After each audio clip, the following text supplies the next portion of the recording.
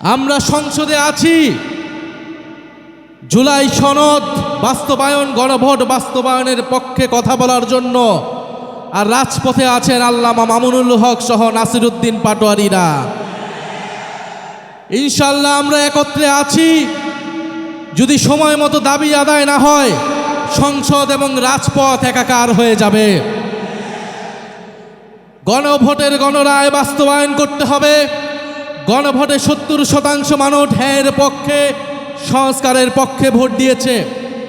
আমরা এখনো একটু কথা অল্প করে বলছি, কারণ দেশে অনেক সংকট, দেশের মানুষ ভালো নেই, দেশে জ্বালানি সংকট, দেশের মানুষ চিকিৎসা পাচ্ছে না, হামের চিকিৎসা পাচ্ছে না, দ্রব্যমূল্যের ঊর্ধ্বগতি, তেলের দাম বৃদ্ধি হয়েছে। বিরোধী দল থেকে দায়িত্বশীল বক্তব্য দেওয়া হয়েছে, সরকারকে সহযোগিতা করতে চেয়েছি।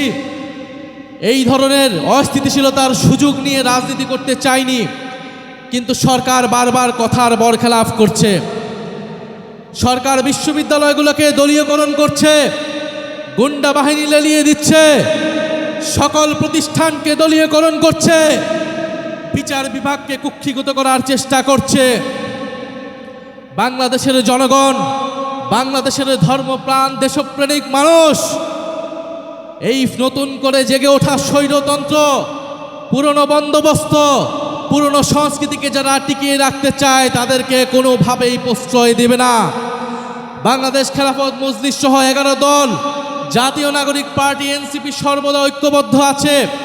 আপনাদের প্রতি আহ্বান থাকবে, গণভোটের গণরায় বাস্তবায়নের জন্য আমরা সকলে ঐক্যবদ্ধভাবে রাজপথের এই সংগ্রাম চালিয়ে যাব, যতক্ষণ না সরকার গণভোটের গণরায় বাস্তবায়ন করতে ইচ্ছুক হয়। আর সরকার যদি গায়ের জোরে, 2/3 জোরে গণভোটের গণরায়কে উপেক্ষা করে, তবে তার পরিণতিও পুরনো ফ্যাসিবাদীদের কায়দায় হতে হবে।